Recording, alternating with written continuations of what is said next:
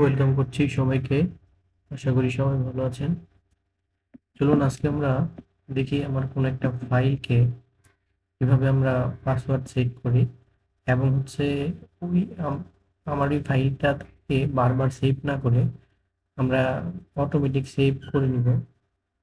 তো এটার জন্য আমরা ফাইল অপশনে গিয়ে দেখুন একদম নিচের দিকে অপশনে যাব। অপশনে যাওয়ার পর জেনারেলে গিয়ে দেখুন সেভ অপশনে যাব। দেখুন এখানে 1 সেকেন্ড সেভ করা আছে অটোমেটিক।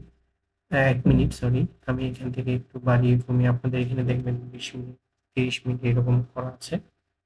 তো এটা করার সুবিধা হচ্ছে যদি কখনো কারেন্ট চলে যায় অথবা আপনি সেভ করতে ভুলে যান, তো সেটার জন্য আপনার কাজে লাগবে। দেখুন এই অপশন অ্যাডভান্সেও আরো বিভিন্ন রকম অপশন আছে। আপনি খুঁজে দেখবেন আপনার প্রয়োজন মতো, যদি না হয় তাহলে ওকে দিয়ে দেবেন।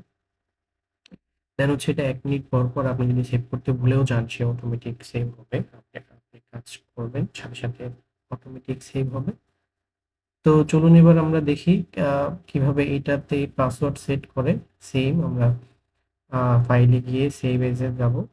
গিয়ে আমি একটা লোকেশন সেট করে নেব কোথায় ফাইলটা রাখতে চাচ্ছি।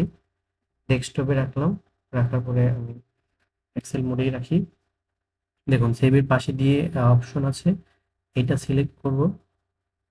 করার পরে দেখুন জেনারেল অপশন আছে, জেনারেলে সিলেক্ট করব। দেখুন এখানে বলছে আমাকে পাসওয়ার্ড সেট করতে। আমি দিলাম 1 2 3 4 5। আচ্ছা, মডিফাইড এটা হচ্ছে পাসওয়ার্ডটা হচ্ছে আমি এই পাসওয়ার্ডটা এই ফাইলটা যাকে দিব সে যদি আমি যদি মডিফাইড না দিই তাহলে সে মডিফাই করতে পারবে না, জাস্ট ফিট করতে পারবে। ওকে করে দিলাম। দেন হচ্ছে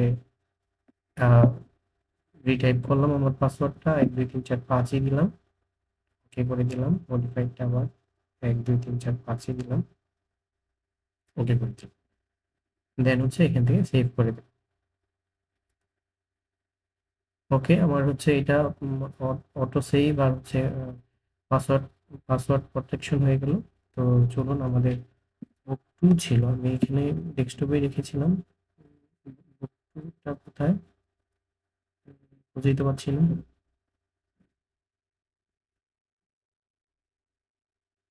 হ্যাঁ, পেয়েছি।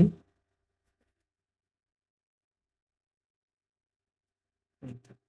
তো চলুন ওপেন করা যাক। এক্সেল মোডে ওপেন করব।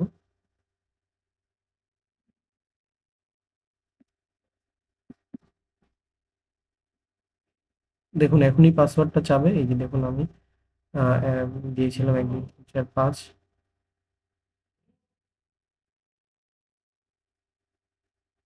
ওকে, আমার পাসওয়ার্ড দিয়ে মন করে ফেললাম। ধন্যবাদ সবাইকে।